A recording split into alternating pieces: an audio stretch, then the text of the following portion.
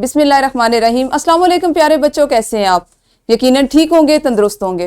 प्यारे बच्चों, आप जानते हैं हम पढ़ रहे हैं अपनी उर्दू और जमात है हमारी चहारम, जिसमें हमने अपने चौथे सबक का आगाज कर रखा है और आप उसके उन्वान से बखूबी वाकिफ हैं, यानी टीपू सुल्तान। प्यारे बच्चों, आप जानते हैं हम इस सबक को अभी इसका आगाज कर चुके हैं, 2 हिस्सों में पढ़ चुके हैं। तो यूं आज हमारा सबक नंबर 4.3 है, जिसमें शामिल हासिलाते ताल्लुम आज के कुछ इस तरह से हैं कि आप आज के सबक की तकमील के बाद इंशाअल्लाह इस काबिल हो जाएंगे कि 1 मिनट में कम से कम 80 अल्फाज दुरुस्त पढ़ सकें। यानी ना सिर्फ आपकी जो पढ़ने की रफ्तार है उसमें रवानी आएगी, बल्कि जो आपके अल्फाज का तलफ़्फ़ुज़ है उसमें भी बेहतरी आएगी। उसके अलावा इबारत का मकसद समझते हुए दुरुस्त तलफ़्फ़ुज़ के साथ रवानी से पढ़ सके।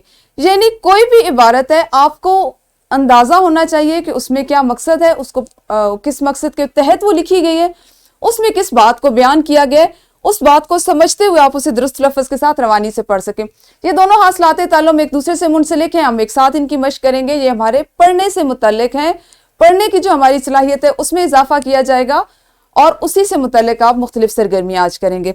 सबसे पहले हम देख लेते हैं अपने सबक का इस्लामी नुक्ता नज़र, जो कुछ इस तरह से रसूलुल्लाह सल्लल्लाहु अलैहि वसल्लम ने फरमाया कि इल्म की फजीलत इबादत की फजीलत से बेहतर है और तुम्हारे दीन की सबसे अच्छी चीज तकवा और परहेजगारी है। कितनी बड़ी बात है कि इल्म को किस कदर फजीलत हासिल है। आपको पता है कि हमें ये दुआ भी सिखाई जाती है कि अल्लाह ताला हमें नाफे इल्म अता फरमा, यानी ऐसा इल्म जो नफ़ा बख्श हो, जो दुनिया और दीन के हिसाब से नफ़े का बायस हो, नफ़ा बख्श इल्म हो। और हमें इल्म की आप यहाँ से फजीलत देखें कि इल्म की फजीलत ऐसी है कि इबादत की फजीलत से भी उसको ज़्यादा करार दिया गया है। और हमारे दीन की सबसे अच्छी चीज़ जो बताई गई वो है तकवा और परहेजगारी, यानी मुत्तकी होना, अपने आप को किसी भी लिहाज से बरतर और बड़ा ना समझना, बल्कि अपने आप को ये समझते रहना कि मैं बिल्कुल जो हूँ एक ऐसी चीज़ हूँ कि मैं जो हूँ वो ठीक हूँ और मुझ में किसी तरह की कोई बड़ाई नहीं है। ये था इस्लामी नुक्ता नज़र। हम देख कर लेते हैं पहले सबसे दोहराई, और आप जानते हैं दोहराई हम करते हैं उन हासिलाते ताल्लुम की या उन सवालात की या उन चीज़ों की जो उससे कबल हम कर चुके होते हैं। आपने कल सीखा अल्फाज के मानी लुगत से तलाश करना, उसी की मुनासबत से आप कुछ दोहराई के लिए अल्फाज हैं उनके मानी तलाश करेंगे, जैसे अनजान, सिपहसालार, तिजारत, साजिश और जंग। ये अल्फाज आपके मुतल्लिका सबक से मुतल्लिक हैं, उससे हो सकता है उसी से हमने लिए हों, लेकिन आपने करना क्या है कि सबक की पढ़ाई करने से पहले आपने दोहराई करनी है और इन अल्फाज के मानी लुगत में से तलाश करने हैं। इसको सरगर्मी को करने का एक तरीका ये भी हो सकता है कि आपकी मुअल्लिमा चंद बच्चों को एक एक लफ्ज़ दे दें और वो उसे फ़ौरन से तलाश करें।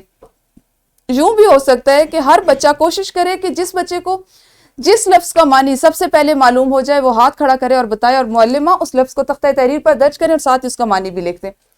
अब करना क्या है, आपने वीडियो को यहीं पे रोकना है और उसके बाद इस सरगर्मी को करना है। यकीनन दोहराई तो आप लोगों ने अपनी मुअल्लिमा के साथ मिलकर कर ली होगी। हम देखते हैं कि आज हमने पढ़ने से पहले ऐसी कौन सी चीजें हैं जिनको सीखना है। प्यारे बच्चों, इबारत पढ़ने की खूबसूरती यह है कि उसे रवानी के साथ पढ़ा जाए।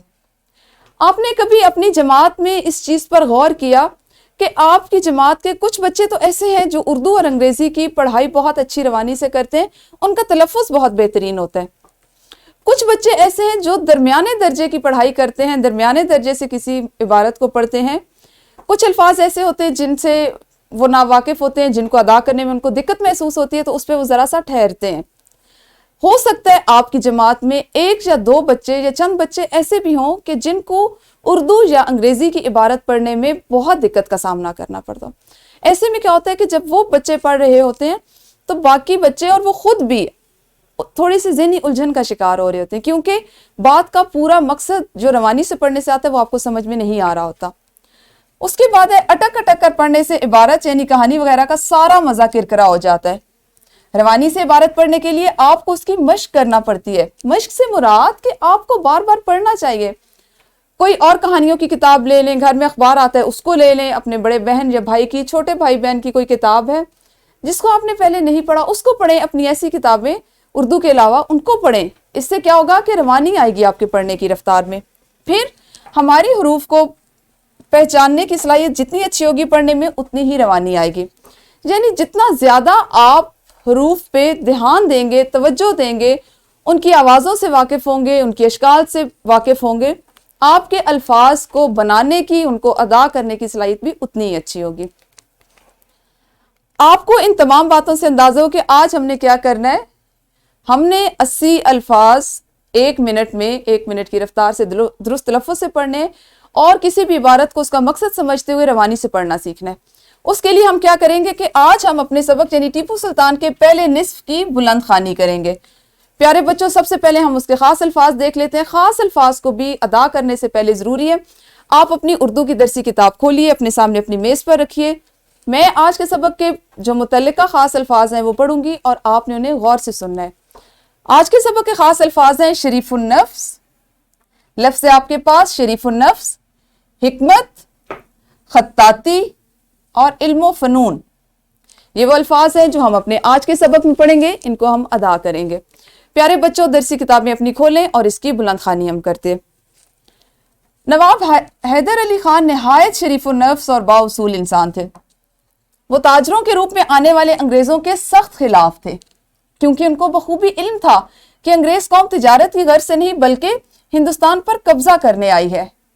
اس سازش کو روکنے کے لیے نواب صاحب نے منظم حکمت عملی اپنائی اور اپنے مقصد کے حصول کے لیے کوشاں رہے۔ منظم حکمت عملی یعنی باقاعدہ ارادہ کر کے کسی چیز کو پہ کام کر کے، سوچ بچار کر کے کسی کام کو کرنے کا ایک منصوبہ تیار کرنا۔ مقصد کا حصول یعنی اپنے مقصد کو حاصل کرنا، اور کوشاں رہے، کوشش کرتے رہے، کوشش جاری رکھی۔ یہاں پہ نواب حیدر علی کا ذکر ہو رہا ہے، آپ نے پڑھا سبق ہے ہمارا ٹیپو سلطان اور ہم یہاں پہ پڑھیں نواب حیدر علی کو۔ آپ آگے جا کے پڑھیں گے کہ یہ کون تھے اور ان کا کیا کردار تھا، ٹھیک ہے۔ 20 نومبر 1750 کو ان کے گھر چاند سا بیٹا پیدا ہوا۔ کس کے گھر؟ ابھی آپ نے پڑھا نواب حیدر علی خان کے گھر ایک چاند سا بیٹا پیدا ہوا جس کا نام فتح علی ٹیپو رکھا گیا۔ آپ کو بخوبی اندازہ ہو گیا ہوگا کہ ابھی ہم نے جن کا نواب حیدر علی کا پڑھا وہ کون تھے؟ فتح علی ٹیپو کے والد۔ فتح علی ٹیپو کو کم عمری میں ہی تیر اندازی، گھڑ سواری اور تیغ زنی میں مہارت حاصل ہو گئی۔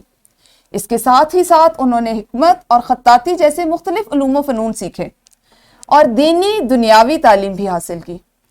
فتح علی ٹیپو کو مختلف زبانیں سیکھنے کا بہت شوق تھا، اس لیے انہیں انگریزی، اردو اور فرانسیسی کے ساتھ ساتھ فارسی پر بھی عبور حاصل تھا۔ نواب حیدر علی کی وفات کے بعد فتح علی ٹیپو المعروف ٹیپو سلطان تخت نشین ہوئے۔ اس وقت فتح علی ٹیپو سلطان کی عمر 32 سال تھی۔ ان کے عہد سلطنت میں ہندوستان میں پہلی مرتبہ بینک قائم کیے گئے۔ ٹیپو سلطان نے اخلاقی اور معاشرتی خرابیاں دور کرنے کے لیے بے شمار اصلاحات کی۔ آپ ایک بہترین سپہ سالار اور اچھے مسلح بھی تھے۔ اپنے والد کے برعکس آپ ایک پڑھے لکھے انسان تھے، نماز پابندی سے پڑھتے، قرآن مجید کی تلاوت آپ شوق سے کرتے۔ ان کے دور حکومت میں شراب اور نشاور اشیاء پر پابندی تھی۔ شادی بیاہ کے موقع پر فضول رسومات پر مکمل پابندی عائد تھی۔ ریاست سے جاگیرداری ختم کر کے زمین کاشتکاروں کو دے دی۔ کئی کارخانے قائم کیے تاکہ ضروری سامان ملک کے باہر سے منگوانا نہ پڑے۔ یہاں تک کہ جنگی ساز و سامان بھی ریاست میں تیار کیا جانے لگا۔ آپ کے اخلاق و کردار سے متاثر ہو کر بہت سے غیر مسلم بھی ایمان لے آئے۔ آپ دیکھیں کہ ایک شخصیت کے بارے میں ایک مختصر سا ہم نے اقتباس پڑھا اور ان کی شخصیت کی کس قدر خوبیوں کو ہم نے پڑھا، ان کے بچپن سے لے کر ان کے زمانہ جوانی تک، کہ وہ ایک ایسے شخص تھے کہ جو شروع سے ہی سیکھنے کا شوق رکھتے تھے۔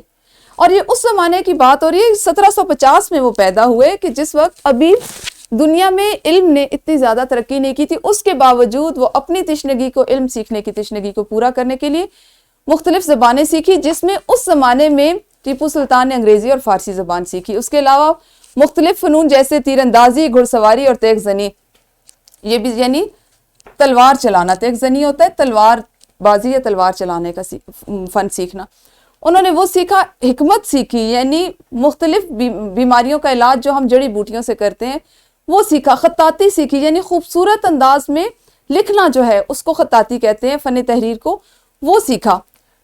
اور اس کے علاوہ آپ دیکھیں کہ انہوں نے معاشرے میں اپنے جو نظام تھا، جو سلطنت تھی، وہاں پہ کتنی مثبت جو تبدیلیاں ہیں اور مثبت جو چیزیں تھیں ان کو رائج کیا۔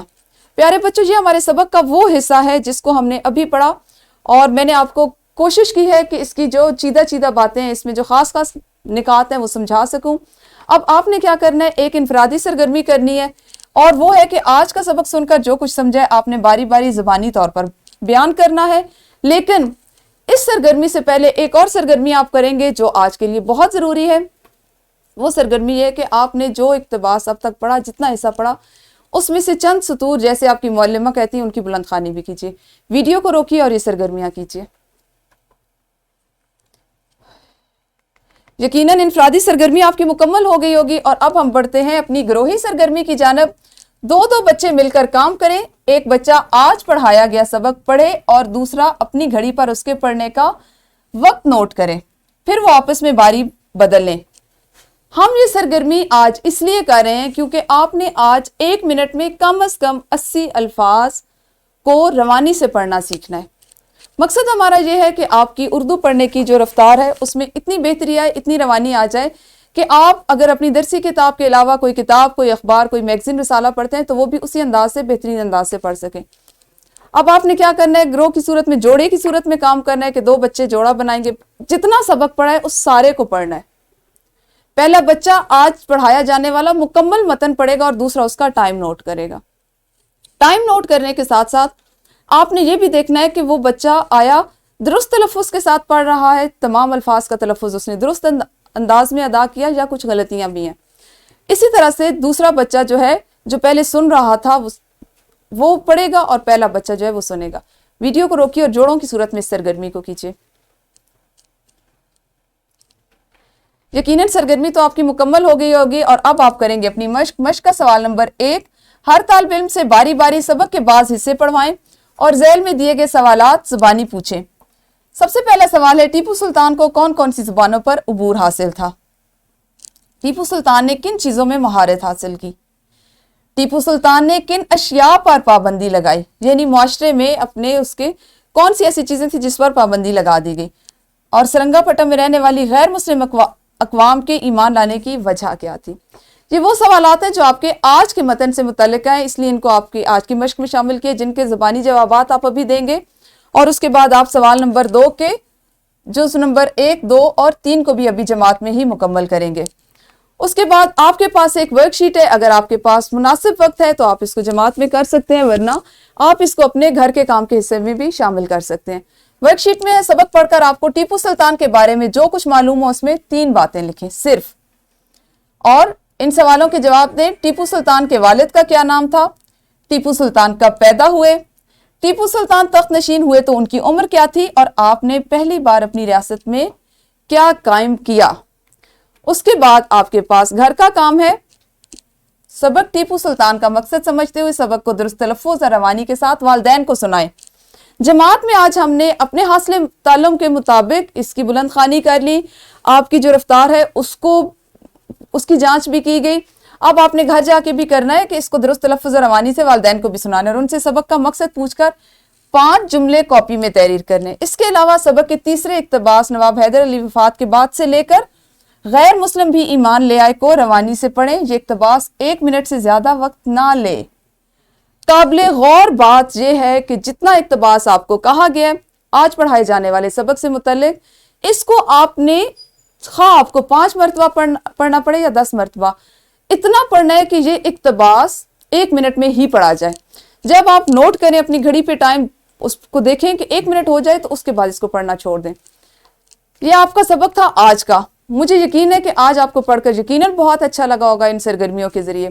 کل ہم اپنے اسی سبق کو مزید پڑھیں گے، اگلا حصہ اس کا کریں گے، یہ بھی جاری ہے۔ آپ کل تک اپنا خیال رکھیے۔ اللہ حافظ، شکریہ۔